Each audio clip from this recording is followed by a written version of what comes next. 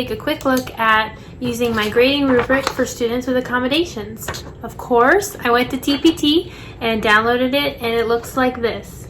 I printed it on white plain paper. Of course, you can use cardstock, you can use colored paper if you want to print in black and white, or whatever you prefer. So, instead of sketch, we have the next best thing, our profile pins. So we're going to say the student's name is Jill. Put the date, 1/1, and assignment. This could be like anything, a book report. Let's say book report just for the sake of having an assignment. So I put her information at the top.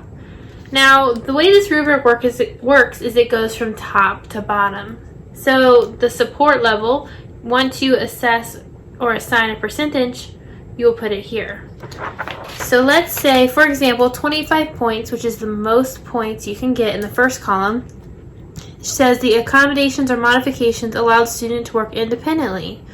20 points would be that the student required prompting for independence, and so on and so forth. So that just shows how much support the student needed. Let's say they're at 20 points.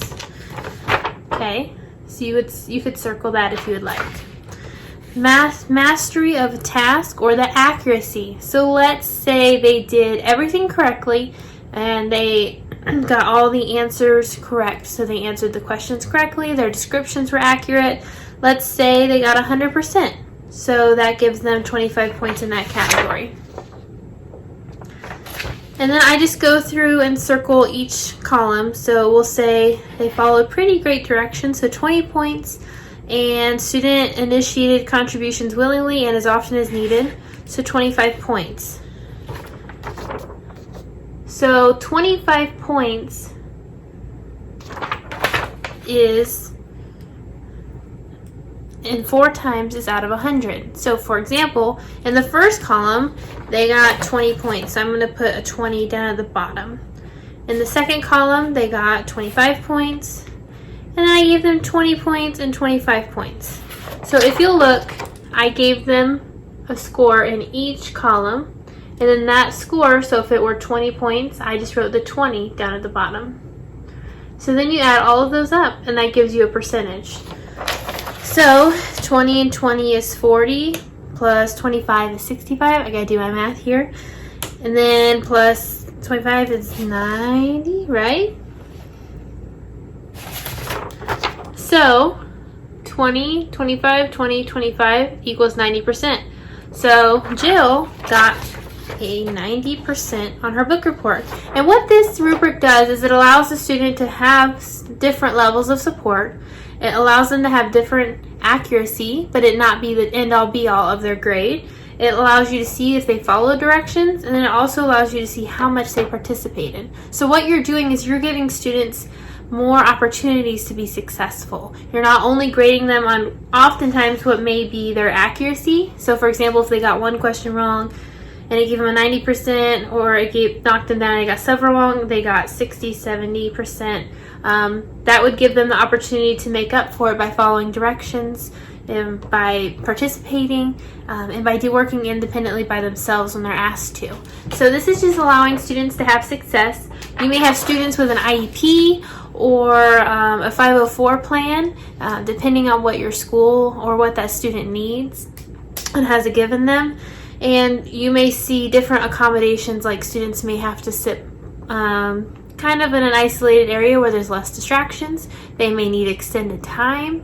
They may need the questions read out loud to them. Those are all examples of accommodations that can help students be successful. So you're not giving them the answers, you're just giving them stepping stools to climb the ladder as they need to reach the answer. It's kind of how I like to think about it.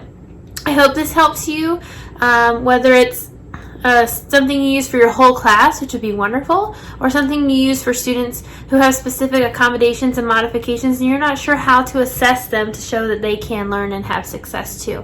I hope you find this rubric helpful. I will put the TPT link below so you can get this for yourself and have fun during your grading.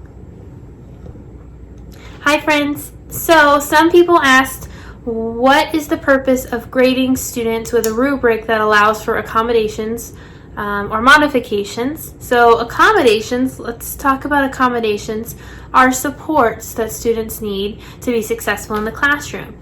For example, a lot of people will see these on students' IEPs, which is an individualized education plan, or their 504 plans. Some of these accommodations look like extended time for their work, or simplified directions, or shortened reading passages, things like that. There's different things you can do to help students learn and access the information in the classroom, but helping them have some stepping stools along the way so they can step up slowly to reach their goal of learning. If she would have scored really low, per se, on maybe following directions, or it could be accuracy, it could be anywhere. If she had 1 or 2 low areas, this rubric gives her the opportunity to still be successful because it sees the whole child. How much support did they need? How many questions did they get right or wrong? How well did they follow directions? How well did they participate? So you're giving students the opportunity to be successful in many ways. This works. I've used this in my whole class. I've used this for students who are struggling, and sometimes I use it just for students who have an IEP or a 504 with specific accommodations. So I hope you find this helpful. I hope you use it so much. It's so important to remember not to let those students fall between the cracks who have specific needs or specific accommodations that they may need. And it's our job as educators to allow students the opportunity to be successful and to show success in what they can do. So I hope this grading rubric is really helpful for you. Of course, I'll put the TPT link below, and that way you can find this rubric for yourself. So happy grading. Until next time, I'll see ya.